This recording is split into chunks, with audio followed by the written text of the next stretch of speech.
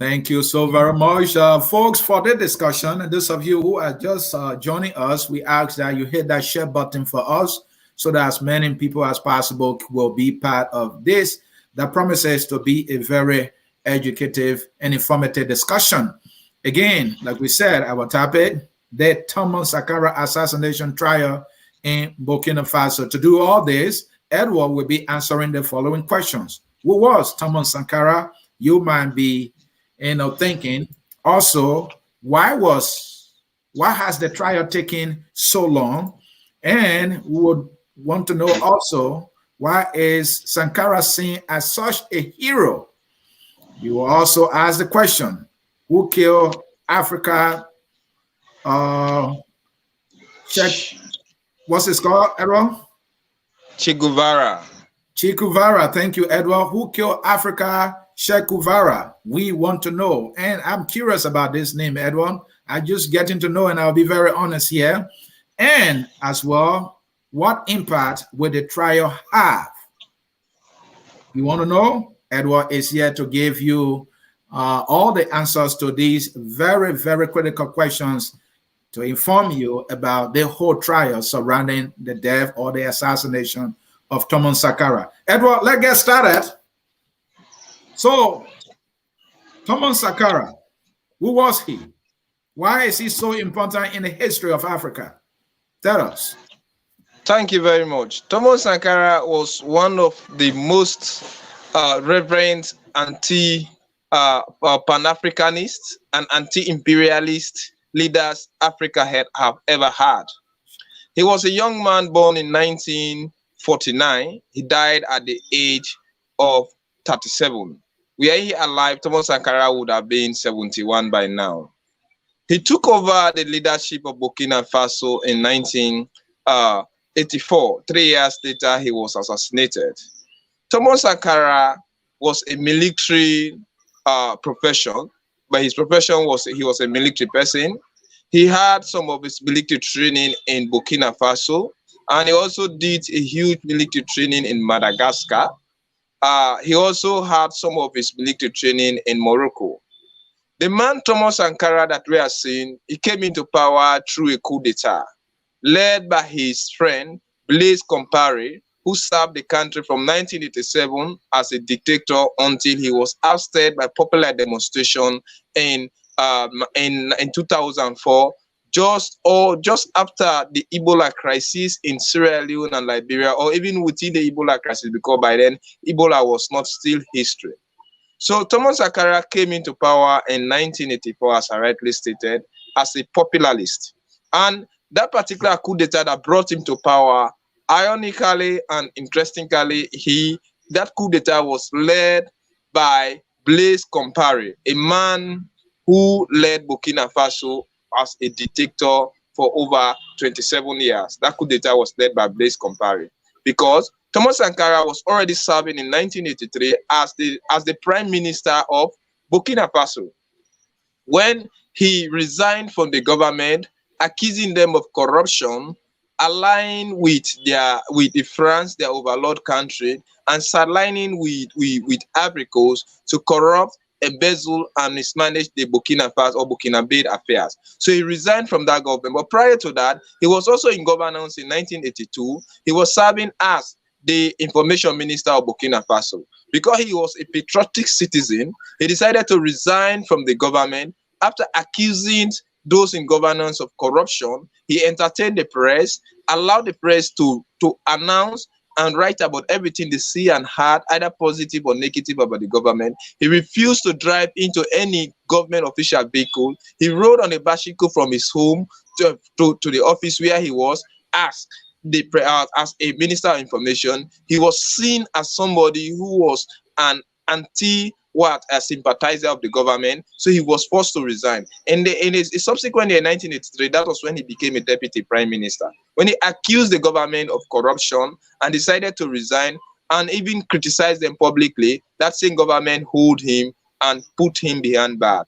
Those junior officers who were found in the army barracks, they went against the imprisonment of Thomas Sankara in 1983, led by the dictator who is now living in Ivory Coast, Blaise Compaoré, they overthrew the government and installed Thomas Sankara as the leader of Burkina Faso. He renamed Burkina Faso from Upper Volta to Burkina Faso. And these are the two, the Gola and the Musil, two popular languages in Burkina Faso, or the two popular tribes in Burkina Faso. And those two tribes, he used it to name Burkina Faso. So Burkina and Faso means land of the uprighteous or land of the incorruptible. So when he named Burkina Faso, so he make up the CNDR, or the kind of the Committee for Development and Reconciliation of Burkina Faso. He was definitely the head.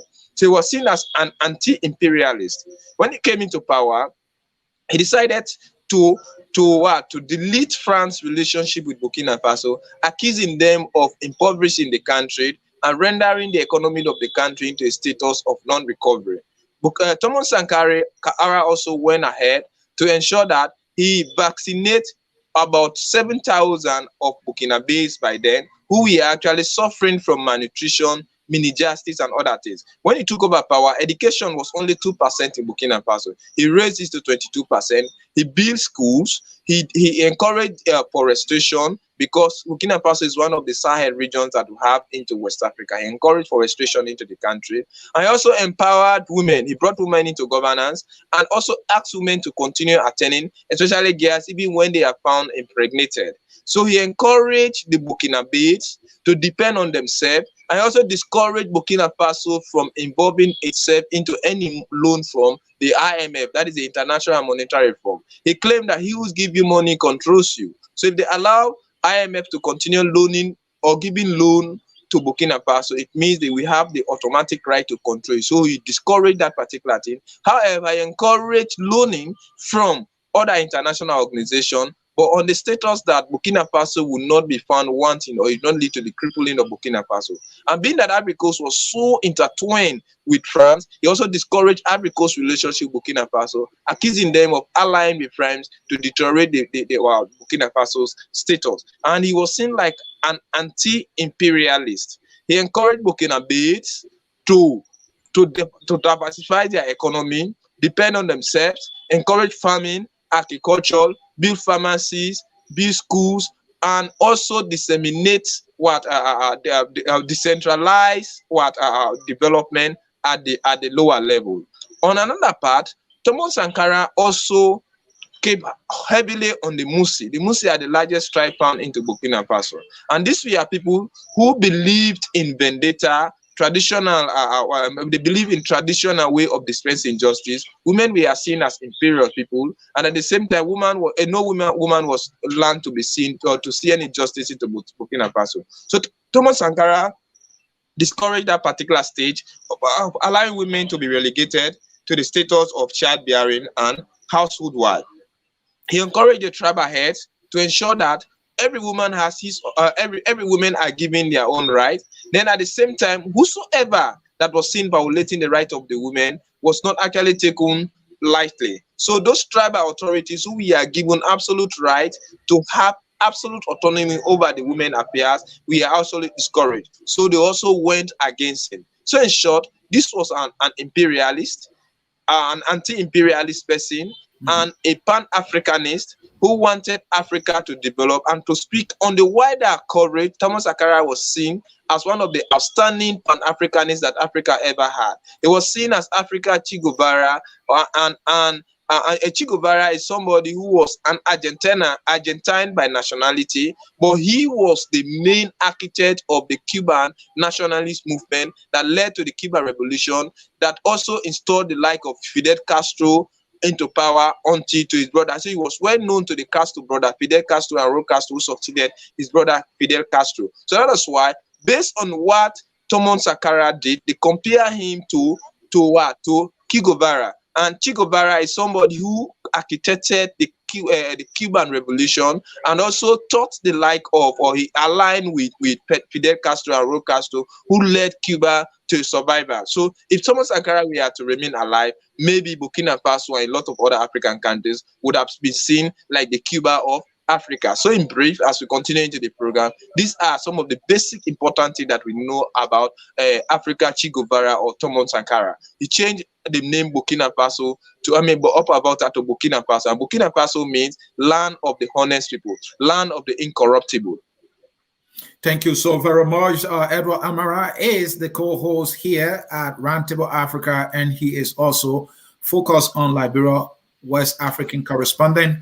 Folks, welcome to the broadcast. We are just getting started here. The topic is the Thomas Sankara assassination trial in Burkina Faso. Like Edward said, he was an anti-imperialist, meaning he was against imperialism as the leader of Burkina Faso, but he got killed and he earned the nickname Che Guevara. And Edward also answered that name actually was one of the architect of the Cuban Revolution, who helped to breed leaders in Cuba, the likes of Fidel Castro and others who fought for the redemption of Cuba. And so he was seen as, the one in Africa, or he was referred to as the Che Guevara of Africa when he was serving his country, Burkina Faso. But Edward, another thing from our research that we learned was this guy was down to earth, and he was more like what in Liberia today we call proper. He was a classic definition, textbook definition of a proper leader. So talk to me about his lifestyle when he was president, how he related to the common man, how he did not display any extravagance, as a leader. Talk to me about that.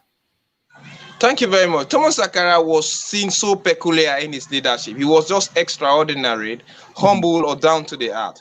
When we see the name Thomas Sankara, we think about a patriotic citizen who assumed himself to be like the ordinary man. He never, in fact, since his life, he only owned a car, 4 bikes, a guitar, and a broken refrigerator. He reduced his presidential salary to $450.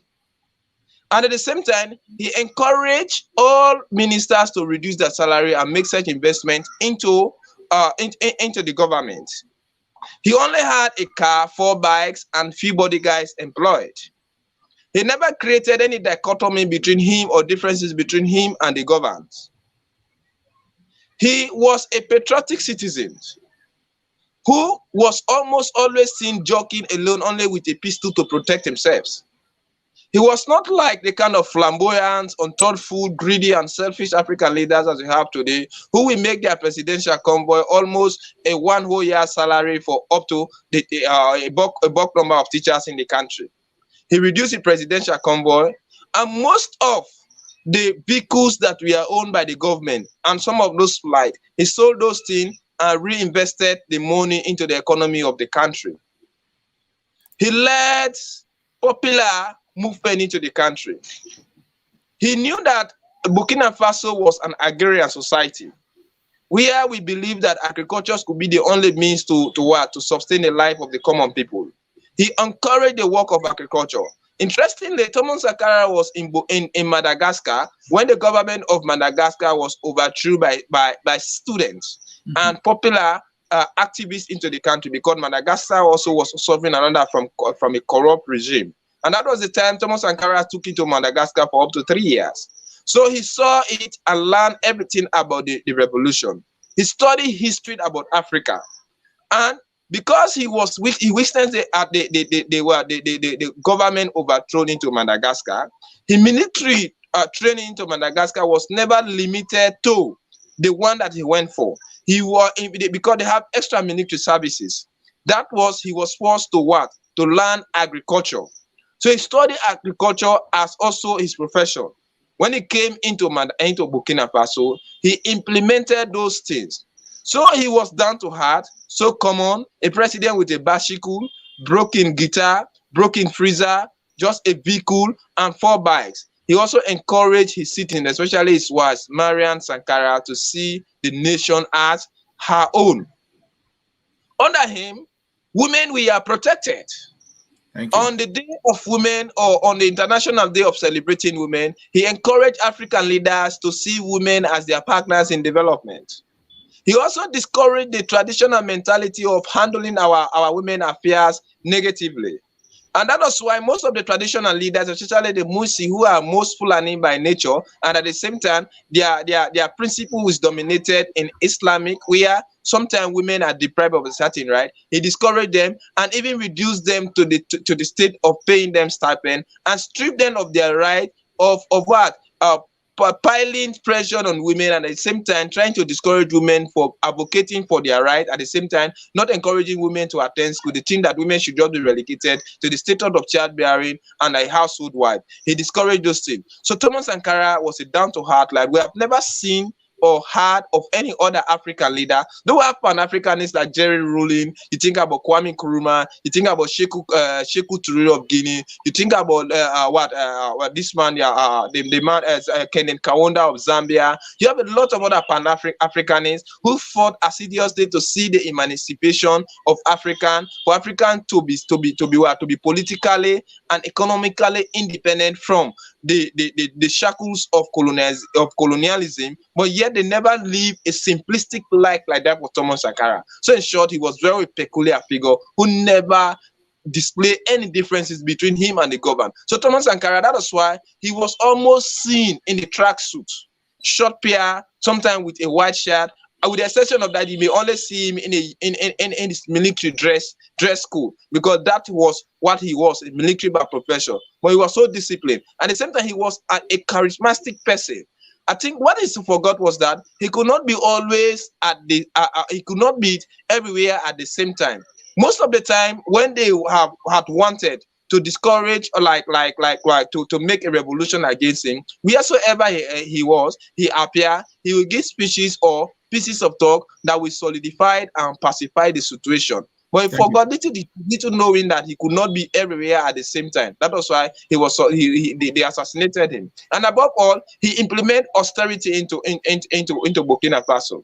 He encouraged teachers to even to go and do the teaching instead of demanding for money. Service first comes before money. And those teachers who we are also people who believe in striking, he dismissed them from their services and took in new teachers, to anybody who is a degree holder. Unfortunately, with just 10 days training, that was not actually enough. And under him again, something peculiar used to happen. He never encouraged any demonstration. He never encouraged the activities of trade unionists. And he also never encouraged the activities of political parties. And he also set up a tribunal, just like what Sierra Leone is doing today. He set up a tribunal to serve, but it was a tribunal because you are the court led by military. Here it's a civil court system. So he set up a tribunal to strike all corrupt officers who we have found guilty into the government that is overthrew. And most of those people we are given minimum punishment are also forced to pay back the money. And lazy officers who we are not working but also taking government salary, he forced them actually to go and serve for the amount of years that they took government salary without being on work, and you will serve the government without any salary. So international human rights activities went against him for that.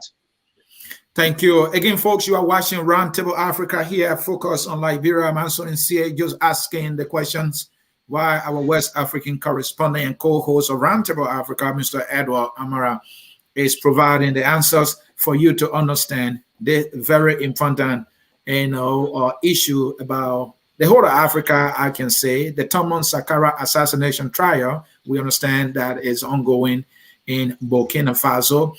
Edward, coming back to you, I'm carefully looking at the comments here. Somebody here wrote, my hero. You have Vamandi Donzo, say France case Thomas Sankara. Then I have Jassa Major, when Thomas Sankara arrives in Liberia. So looking at all these comments, Edward, the question I want to bring to you is, there are so many people being accused, as being involved with the assassination of Thomas Sankara. Some people mention Blake and Paris. Somebody is pointing the finger at France. Talk to me. Who is the prime accuser, suspect, and who are accused of having something to do with this leader's assassination? Talk to us. The assassination of Africa Che Guevara, which is Thomas Sankara, was a well-coordinated, syndicated act. And it was masterminded by people from the high places. One person, the prime accused today, is Blaise Compaoré, who was serving as his Minister of Security. By then, when Thomas Sankara was killed in the afternoon hours, 3 p.m. in Burkina Faso, Ouagadougou. And Thomas Sankara, seen as an anti-imperialist, he disassociated Burkina Faso with France. And France was seen as the overlord. And France regarded Burkina Faso as its own, one of our colonies. And France, because of the Franc-African policy with Burkina Faso, before the arrival of Thomas Sankara, a bundle of leadership into Burkina Faso have actually maintained a convivial, if not a peaceful relationship or a friendly relationship with France. But Thomas Sankara saw France as an obstacle to Burkina Faso's development. And he feel and think that France was actually one of the main obstacles why Africa cannot develop, especially those French-speaking African countries. Ivory Coast was another ally. So Thomas Sankara was a popular person. For the masses, he was very popular.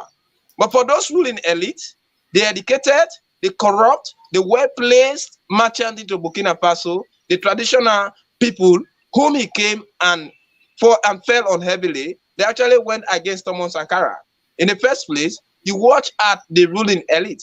When he took over power, they thought that Thomas Sankara would have continued paddling the same canoe as his predecessors.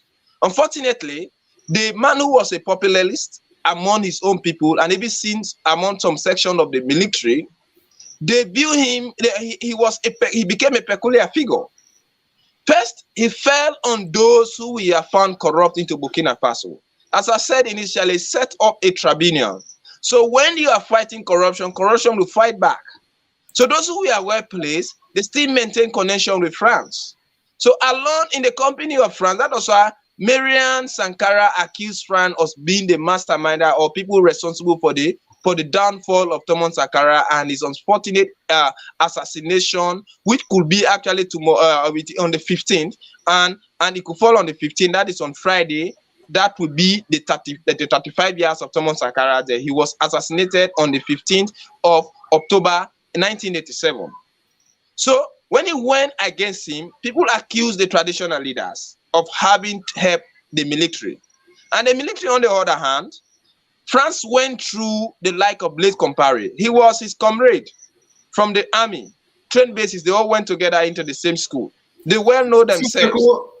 Sorry for calling you Sekou. Edward, is Blaise Compaoré the prime suspect here who is on trial? Yes, he's the prime suspect. He's the prime suspect, but he has a colleague because I said it's a well syndicated that the prime suspect is Blaise Compaoré.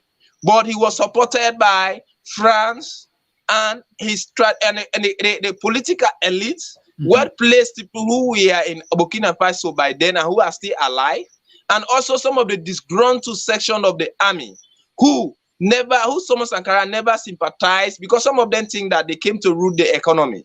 Unfortunately, Thomas Sankara proved to be the opposite. So some section of the military, we are not actually in sympathy with Thomas Sankara's agenda, because if we are not so, Blaise Compaoré wouldn't have succeeded to use the same military to assassinate him.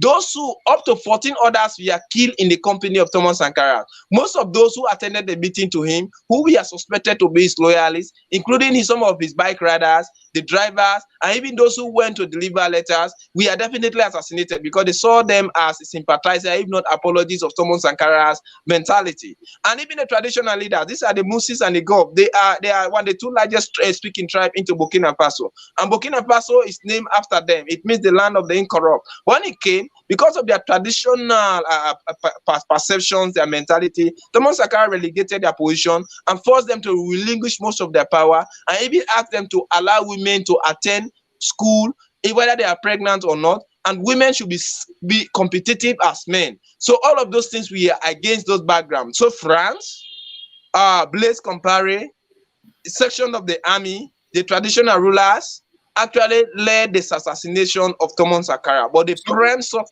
today is Blaise Compaoré. So, Edward, besides Blaise Compaoré, or in addition to Blaise Compaoré, are there other individuals who will be facing the trial, who will be investigated? And I want to add also, why has this trial taken so long? Thank you very much. 14 others who are key players or key actors into the Blaise Compaoré government after he came to power. We are actually suspected to be people who connived and syndicated the killing of Thomas Sankara. So he's not only alone. And unfortunately, the trial begins on the 13th, on the 12th. But Blaise Compaoré, who is now in Ivory Coast, described the trial as a kind of foolish idea and a means of politically haunting him, and he's not going to attend the trial, though the defense is still acting for more time so that those people can come around. And when you watch at it, what was your question? So Edward, hold on before you continue. He said he's not going to attend, so there is no measure in place to have him to appear. Is Ivory Coast helping in any way to ensure that he shows up for trial? Since 2014, Blaise Compaoré have been living in Ivory Coast, and Ivory Coast is a sovereign nation. And normally, when African leaders escape, they go with a kind of ploy by saying that I have been first he was ousted out of power. We all know, because he abused democracy and he overstayed himself into power. He masterminded the changing of the constitution on several occasions, and the people, and power and democracy, power or sovereignty belong to the people. It was those same people that demonstrated against him. Now he's in Ivory Coast. A tribunal or a trial have been set up in Ivory Coast, Burkina Faso, to try all of those people under the Kabore government. Now I think they are going to make a formal request for Blaise Compaoré to be extradited to Burkina Faso and to face trial. So that is it. But 14 others, including who is the key figure, Blaise Compaoré, is yet to appear. And they have described the trial as a fake thing, and he's not going to attend it because the political wisdom. So we are yet to see the coordination between Ivory Coast and that of Burkina Faso to see when Thomas Sankara is going to be extradited, or if whether the sovereign nation of Ivory Coast will definitely grant the permission for Blaise Compaoré to be extradited and face the trial of Thomas Sankara. So as we speak, there's no information available whether or not he will be extradited to face trial.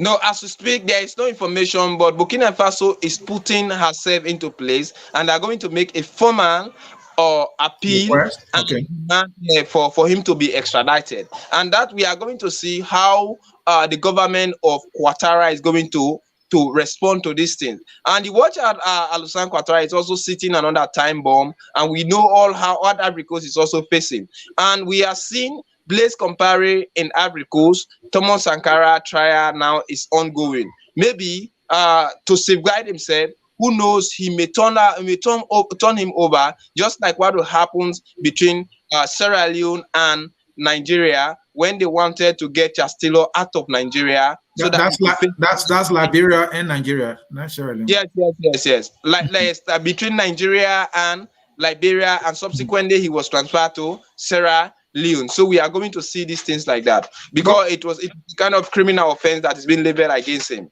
But Edward, the Liberian situation that you just referenced, there were other world powers that mounted pressure. It was not only because Liberia requested. In fact, for Liberia to have made a request, it was the United States that said, look, you, Ellen Johnson, said we have to make a request so that this guy, can be taken to Liberia and then be arrested and be taken. So that was the case. Because we know how influential France is, right? In our region, Ivory Coast, the Burkina Faso, and all that. Is France in any way, to the best of your knowledge, making any effort to ensure that this man is extradited to go face trial in Burkina Faso? Any information? I think if France want to wash herself off the implication, or if France to want to be seen as if they did not take part in Thomas Sankara, then it is high time they came out plainly.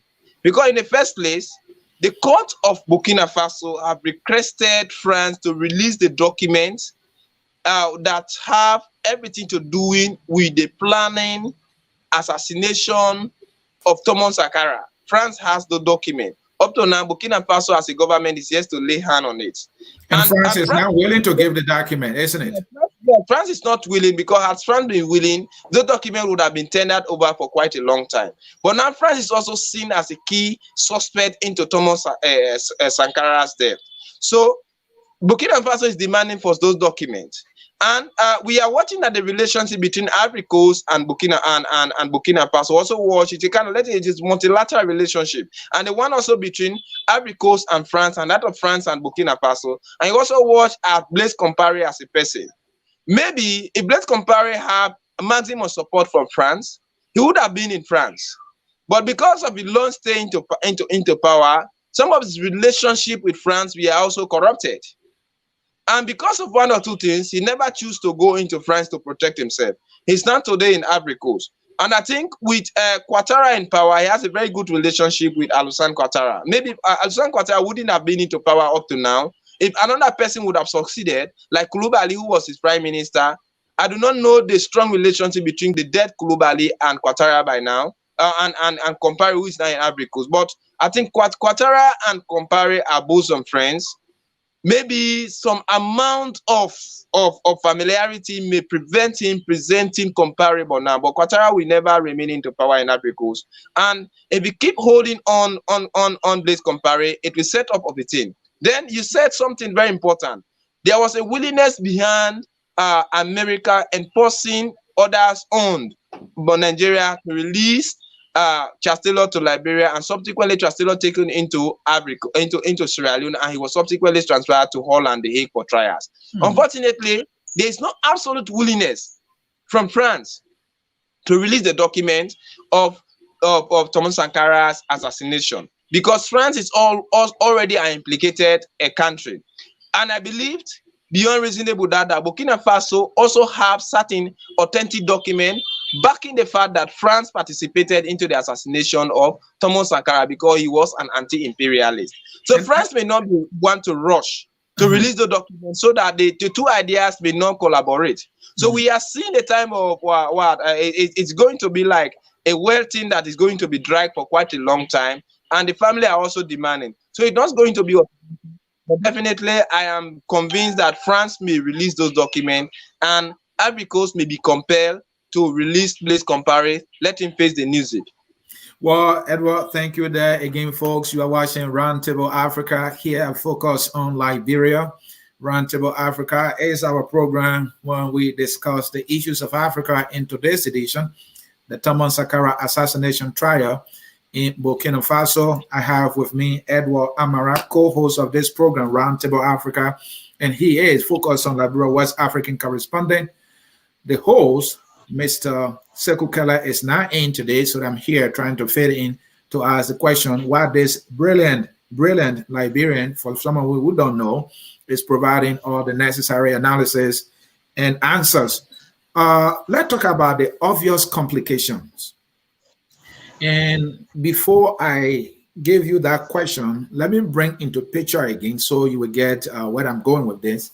In Charles Taylor's case, like you also expanded on, in fact, George Bush came and spoke openly, the president of the United States at the time, that Charles Taylor need to leave. In fact, when he said that, Charles Taylor came and said, well, the man said I should leave. He didn't say now. Bush had to come right back and say, I want you to leave, and I mean now. So that was the kind of international pressure. That was the kind of force coming from, a world power for which the leaving of Charles Taylor was smooth. In this case, 15 days to the trial. The trial has started already, right? And he's supposed to be facing trial on the 15th. Today is the 13th. France has not spoken. There has not been any indication from Africa whatsoever whether they're going to extradite him. We are not hearing from the regional body, ECOWAS. So my question I'm coming to after giving you the premise is, why are the obvious complications? Is there any possibility that Blaise Compaoré will appear to face trial? Yes, there are possibilities that Blaise Compaoré may appear to face trial. However, the trial has already taken place. The first phase of the trial took place on the 12th of this month. On the 11th of this month. Then it has been adjourned to some, I think around the 15th of November. And Thomas Sankara was actually assassinated on the 15th of October 1987. Now we are seeing some of these complications. Why France does not want to release those documents, and why are the complications into Thomas Sankara trials? It is very simple. France's relationship with her colonies are no longer the way they used to be. France has fallen out with Guinea, though Doumbouya is now over, with having a French citizen as his first lady. Maybe the relationship may be repaired. But we got here on the helm of affairs in Mali. France is no longer in total control as they used to be in Mali. Mali has gone into connection with Russia and that of China. And as I speak, Russia is supplying Mali with arms and ammunition, and also helping to trade the military over there so that they can fortify themselves against IC Daesh and Al-Qaeda that is affecting the country, also other Islamic movement into the country. Then watch at Algeria. Algeria is having a kind of acrimonious relationship with France.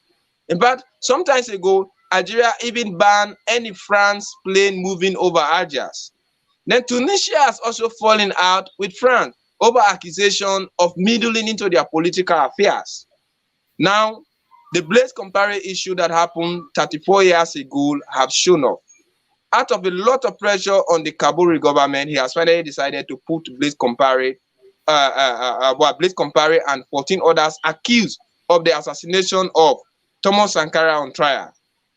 France is a reluctant partner because one of Thomas Sankara's policy, we are an anti-imperialist movement. And who was the main colonial power into Africa, into Burkina Faso? Who is the main colonial power into Burkina Faso? Was France.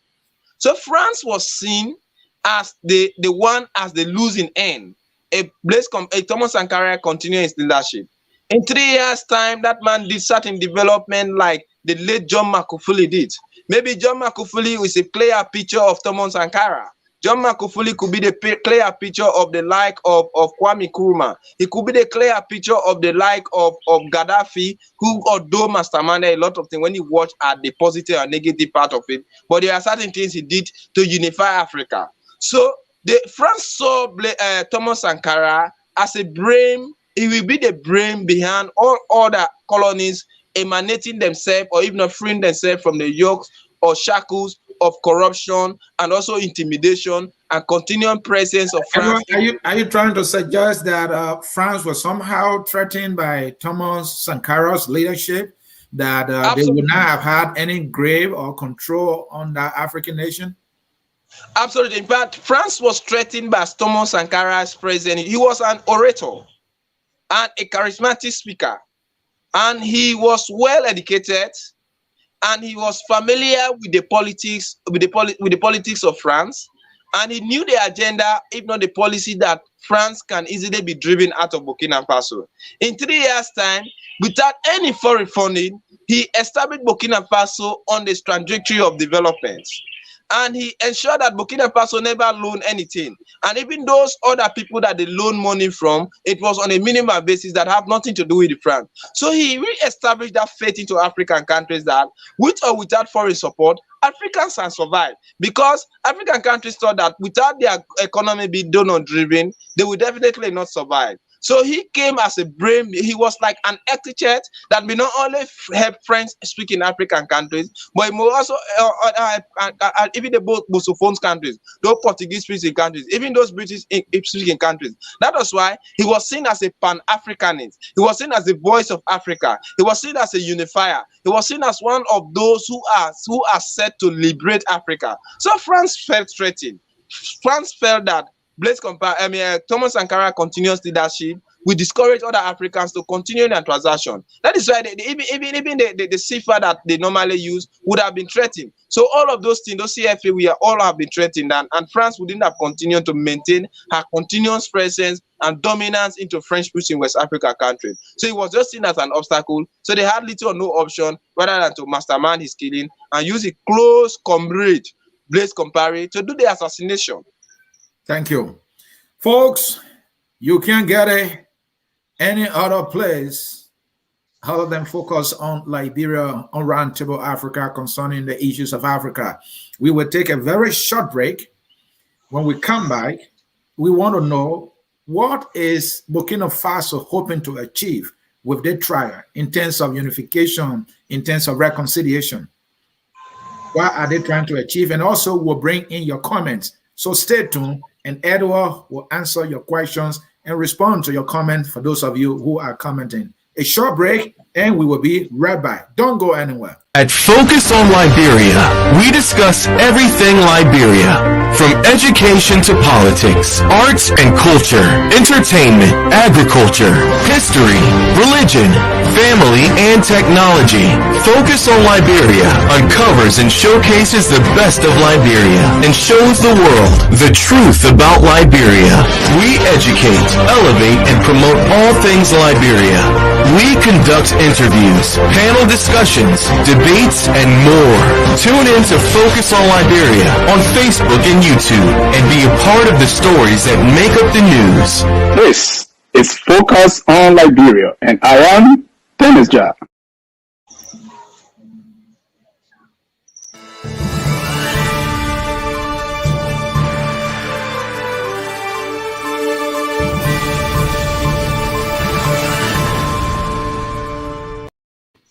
All right, folks, thank you for staying with us here. Focus on Liberia on our program, Roundtable Africa.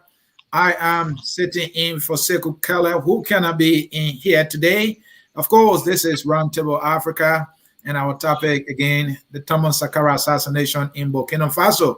Edward Amara, our West African correspondent, is here and breaking it all down for you. Edward, let me bring in comments from viewers so you can respond to them, and we will go into the implication of this whole trial and whether or not Burkina Faso will achieve anything with what they are doing. Lots of comments, and let us roll them in quickly. Let's hear from Christopher Roti Tobasa, President Thomas Sankara, one of my favorite African presidents. Let's hear from MacArthur Ziama. Compaore currently lives in Ivory Coast, where he fled after being ousted and where he has since taken citizenship. He needs to be tried for Sankara's death. Let's hear from Victor Dennis. Victor Dennis, he's watching from Liberia. Let's hear from Dwayne Dugbe Port. He said, great history. Thank you there for acknowledging that. Let's hear from Matthew George. I wish other African leaders could have followed the footsteps of President Thomas Sankara. France is the co-conspirator of President Thomas Sankara's death. Again, Ellen Woods is watching. Let's hear from Matthew George. All the uprising civil war that is taking place in Francophone Africa is sponsored by France. This person accuses France. Let's hear from Mix Moses, watching from the odious African independent nation capital of Monrovia, and enlightened by information. However, continue your good work. Let's hear from Usman F. Fofana, watching from Liberia's capital city, Monrovia. I really applaud the many citizens who exert great effort who exert great efforts in making sure people are brought to court. We all need to get involved making Africa safe. That person contributed. Let's hear from Washington Boca. Thomas Sankara was a true patriot. He was a socialist, revolutionary, and a true Pan-Africanist. During his tenure, he strengthened and advocated for women's rights and introduced massive reforms within the scope of just 4 years. He reduced the salary of government officials and himself and directed those monies towards the infrastructure. Definitely, you got your history right.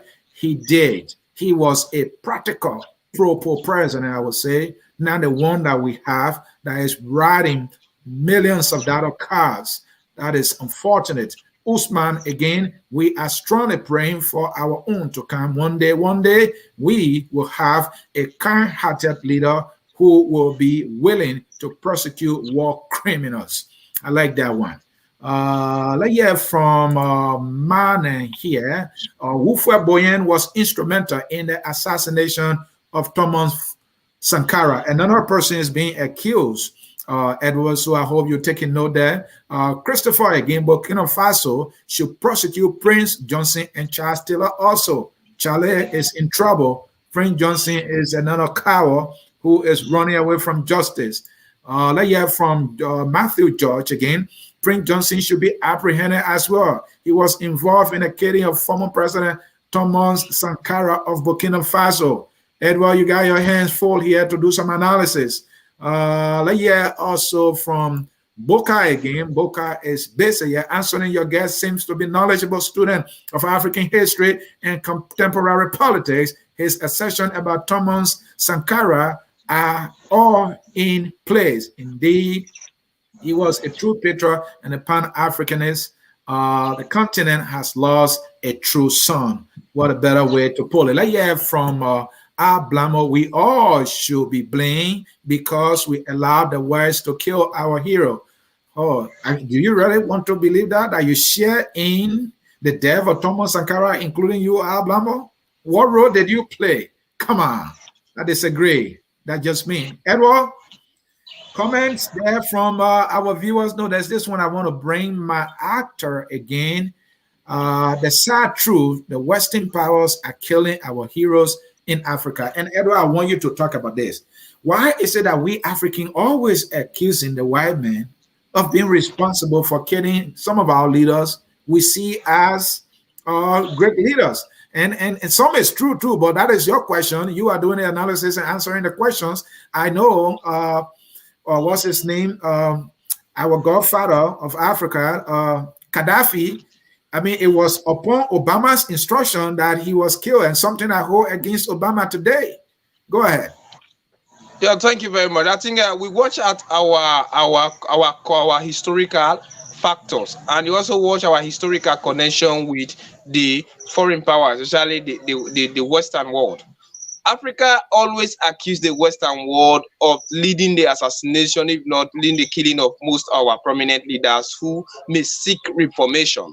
Because if you have a reformer who is in Africa, and that reformer will definitely try to discourage Africa's continued dependence on the Western world, and in so doing, they will eventually cripple our economy. So that is why most of the Western world lead the assassination of African leaders who they may think that they could be the brain behind of Africa becoming independent. So France could not be an exception. We also, Gaddafi was a reformer. Gaddafi was a patriotic citizen, though on the side part, because he used military presence, like trying to sponsor certain military regime at the detriment of the citizens, and it brought certain harm. But in war, it's not time of football. So when you go to war, people lost their life. These are some of the things. So if Africa continue accusing the Western world of leading the assassination of people who are seen as patriotic son of African part Africanists, because the Western world know that the continued existence of such African leaders will discourage their presence into their country. So that is why they have done this on several occasions. Thank you. And some people are accusing Prince Johnson. You care to comment on that? Yeah, I also read something like this during the Truth and Reconciliation Commission process into Liberia. I think Prince Yama Johnson commented or certain thing like that. Though he ended up indicting Charles Taylor and himself being responsible into the being somehow responsible for the death of Thomas Sankara, but that is yet to be ascertained, and I did not see Taylor comment on that. But there are certain sections of the Truth and Reconciliation Commission about Liberia when you are reading into the document, and Prince Johnson associated themselves and that of Charles Taylor into the death of that particular young man at the age of 37 by them. So who knows? Except the court is yet to prove that. Then I saw somebody also saying that yeah, the first president of Ivory Coast could be responsible for the death of Thomas Sankara. Maybe he could not be definitely, if he or she could not be definitely wrong, because Franco-African relationship was actually established by the like of Ufubweni just when we had independence movement into Ivory Coast on other African countries, and he was the pioneer of behind all of those things. So when you see, he said even though African countries are going to be independent, but they need to still continue on their culture, their linguistic, their cultural connection with France, their linguistic connection, political and economic connection. And it was the brain behind the establishment of Frank Afrique. And when Thomas Sankara came into power, he discouraged it and just ruled Burkina Faso out of it, just the way Yahya Jammeh ruled the Gambia out of the AU, out of ECOWAS, and out of the Commonwealth. And he accused them of being corrupt. And he also say they are responsible for the relegation or crippling of most of those African economies. That was the same thing that he did. So if Bonye was alive by then, Thomas Sankara came into power, and he only Bonye was into Ivory Coast, and that was why Ivory Coast was a close ally of France, and Bonye was on the helm of affairs of France. Why Thomas Sankara was in leadership in Ivory Coast. So in fact, one of the main reasons, or some of the reasons why Thomas, what Blaise Compaoré gave when he took over office, he said Thomas Sankara leadership was disassociated Burkina Faso with France. It also disassociated and destroyed the relationship of Burkina Faso with that of Ivory Coast, and he was there to hunt his political opponent, do extrajudicial killing, and also create a kind of acrimonious situation for that of Burkina Faso, which would not have provided the ID ground for Burkina Faso to survive. So on that note, you may still accuse Bonye, who was the president of Ivory Coast by then, to be one of the architects of Thomas Sankara killing. Thank you so very much, Edward Amara there, our West African correspondent, breaking it all down. And we are talking about the Thomas Sankara assassination trial in Burkina Faso. The prime suspect or accuser is the former president of that country, also Blaise Compaoré, who is now a resident of Ivory Coast. Up to now, we don't have any information whether or not he will be extradited or whether or not he's willing to go there. We do not also have information whether France is willing to release the necessary document that will be used for, the investigation in this, what clearly was an assassination of one of our greatest sons of Africa. Let's bring you some information here. Here I focus on Liberia. This is coming tomorrow. That will be a political one-on-one with Matthew Dopo. Matthew Dopo is a political scientist and government expert. He will sit with me to talk about President Weah first term. Wow. The CPP prospect and Liberia's political future, and you do not want to miss it. It's happening tomorrow at 12 noon Eastern time. That will be 4 p.m. Central time in Liberia. I will quiz him. Also, today, tough talking talk this day with Mr. Dennis Baku Kenjuja. The discussion for today, is the CPP dead? If yes, what is the cause of death? How can we avoid a CPP style sudden death? If no, what is the next? What is next? And where is the edited statement JMB in the room? Friday, on our literary hour with Fulbright scholar Jackie Sayer and Professor Dr. K. Mosenamwe, they will be discussing the topic feminism in selected African novels. You do not want to miss it, and it comes on Friday, 6 p.m. Eastern time. That is 5 p.m. Liberian. No, I've got it wrong there. We'll make that correction.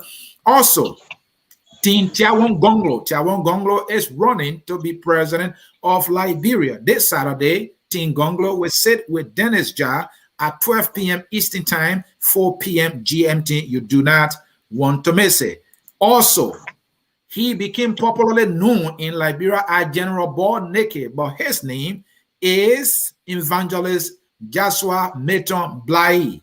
He will be sitting with Dennis Jah on Sunday on our program, Prime Time Sunday. You do not want to miss it. We'll discuss about his former life, his new life, the TRC report and War Crimes Court, his take on national issue, especially reports of ritualistic killing in Liberia. Board Naked is a straight shooter, and you do not want to miss it. Then, also on Sunday at 2 p.m. Eastern Time, they call him the General. Rabo Monsieur Pade will sit with me here in an exclusive. What will we be discussing? The CPP and CDC 2023 match up.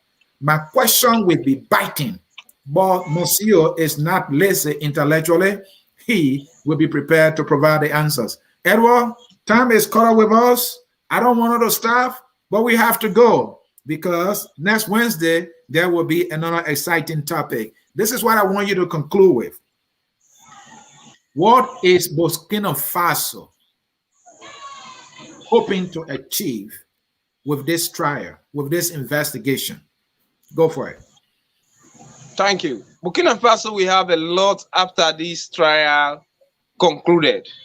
One, the culture of impunity is going to be eliminated. It has happened for 34 good years. Thomas Sankara was killed since 1987.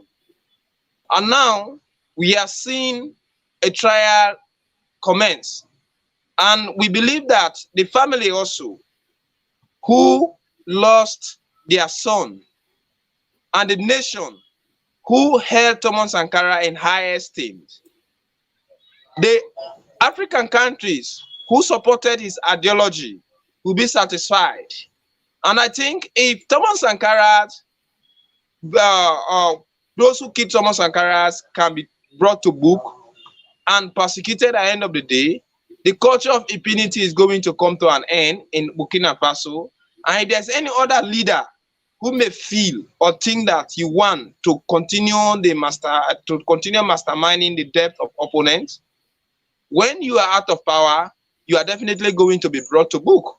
We saw what happened in Chad. Hussein Abrid, he died in prison when he was convicted in Senegal. And if any other African president, we saw what happened in Liberia. Today, Charles Taylor is in prison. So we also want to extend such thing like that. And in Sierra Leone, a lot of trials happen. We have Jibilu Masakwe, General Isasi, and other people are in prison today. Then in Burkina Faso, this happened 34 years ago. I think the country needs justice. Thomas Sankara widow, Marian, need to be laid to rest. I mean, she needs to have a peace of mind. Let her husband lay to rest. Those who led the killing should be persecuted. And the culture of justice will return to Burkina Faso. Maybe if things like this happen on the right scale, no other repetition will actually occur into Burkina Faso. That of his quotation, you rightly said, a soldier without any political or ideological training is a potential criminal. I think if Thomas Sankara can come on, the like of Diaby or Mamadou Doumbouya, who took over in Ivory Coast, I mean, in Guinea, the like of Giota, who are now leading Ivory Coast, even you watch like Infantino, who is leading Chad, will be reminded that anything done in their office, they will one day pay for it. So at the end of the day, Africa will be exonerated from injustice. Little by a piece of water or a drop from the ocean always make a little drop of water always is capable of making an ocean. It may not happen in general, but as time goes on, maybe incidences like this will definitely not continue occurring to Africa. Thomas Sankara was our hero, and Burkina Faso need to celebrate him. But for now, since his trials has not completed, those who suffer the pain, they lose, and even the commoners whom he came to solve their problem are still grieving. So maybe after the trial, that would be the best thing for Burkina Faso. The culture of impunity will end. The culture of impunity will end. Edward Amara there, our West African correspondent and co-host of our program, Roundtable Africa, and we brought you another exciting, informative topic, and you could not have gotten it anywhere as better than here at Focus on Liberia. This is how we will come to the end of our broadcast here at Focus on Liberia. We want to say thank you so very much for following us here always. Keep following us. We have exciting shows coming up, starting even today, this evening, with our Tough Talking Thursday political show. You do not want to miss it. Follow us on YouTube and Facebook. Like our Facebook page. Share our show. It's free to share. It's free to like. Do that. Let me close with this. That Thomas Sankara left with us. A soldier without a political or ideological training is a potential criminal. I will add, a politician without a plan is a potential criminal. Any politician without a plan, without an ideology, how they want to govern any country in Africa, that person is just a criminal in waiting. Somebody might be thinking, this guy said something. Yes, I did. They come to power with no plan. They are running with no plan. What do you think they're going to do? Surely they will become potential criminals. Not only potential, they will be criminals. That is what Thomas Sankara left with us. This is how we will conclude this very exciting and informative edition of Roundtable Africa here at Focus on Liberia, where we do nothing but to educate, to elevate, and promote all things Mama Liberia. Edward, you nailed it. Folks, thank you. I love you all, and we'll see you when we see you again. Bye-bye, folks. We are Liberia. Liberia is our home. Liberia people.